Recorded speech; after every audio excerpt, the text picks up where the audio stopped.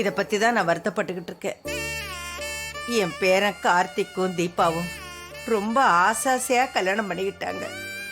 ஆனா அந்த பொண்ணு அல்பாயுசுல போய் சேர்ந்துட்டா. என் பேரன் ரொம்ப தங்கமானவன் சாமி. அவன் பொண்டாட்டி மேல உசிரிய வச்சிருந்தா. அவ போனதுல இருந்து ரொம்ப உடஞ்சு போயிட்டா சாமி. அது இயற்கை தானம்மா. ஆமா சாமி, இயற்கை தாங்க. ஆனா என் பேர சின்ன வயசு பையன். அவன் வாழ வேண்டிய வயசு. இந்த வயசுல அவன் துணை இல்லாம இருக்கலாமா?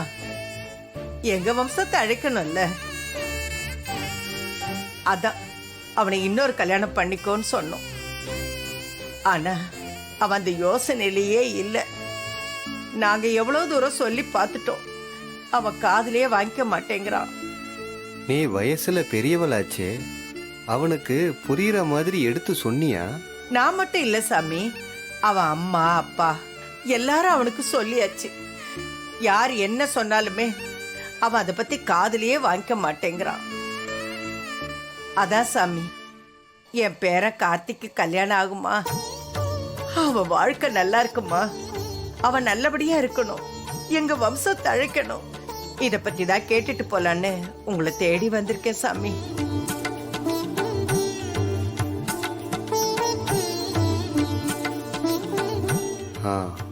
அவன் ஜாதகத்தை கொண்டு வந்திருக்கியா?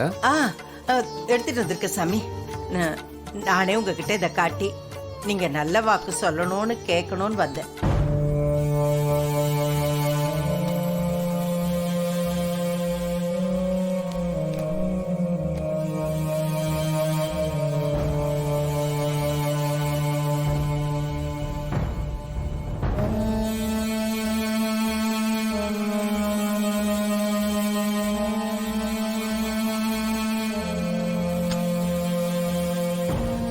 என்ன சாமி?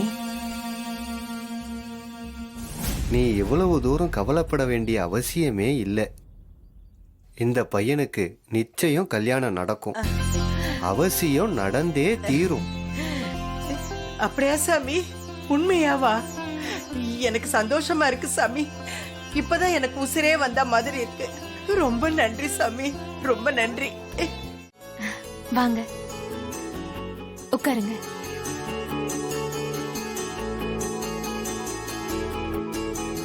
நல்லா இருக்கீங்களா? உங்க புண்ணியத்துல நல்லா இருக்கும்.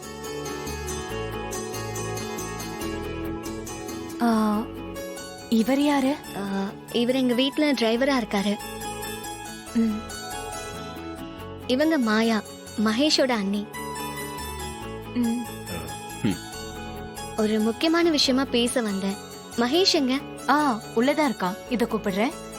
மகேஷ், ரேவதி வந்திருக்காங்க, வா. என்ன நீங்க இன்னும் வாங்க போங்கன்னே கூப்பிடுறீங்க? வா போனே சொல்லுங்க. என்னதான் இருந்தாலும் எங்க குடும்பத்துக்கு படி அளக்குறீங்க. சட்டுன்னு அப்படி சொல்ல வரல.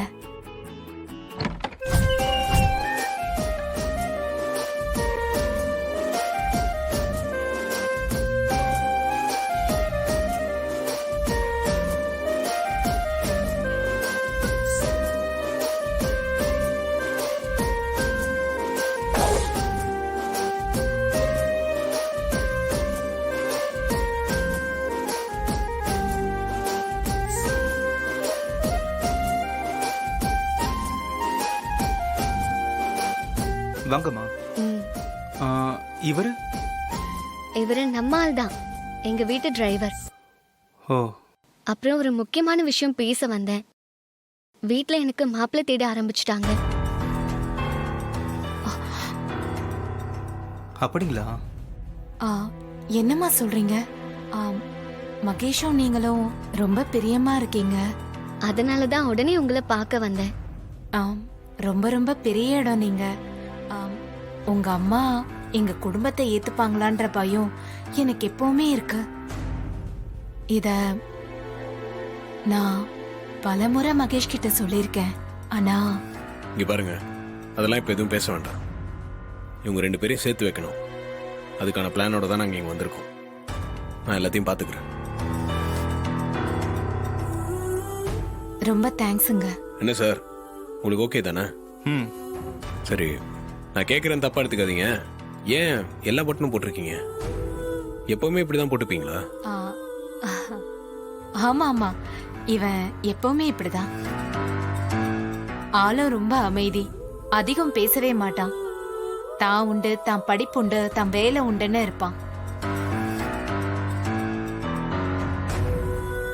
அவர்கிட்ட கேள்வி கேட்டா எல்லாத்துக்கும் நீங்க பதில் சொல்றீங்க. அவன் பொதுவாவே பேச மாட்டான். நீங்க வேற புது ஆள் இல்லையா, அதான். என்ன சார், உங்க அண்ணி இப்படி சொல்றாங்க?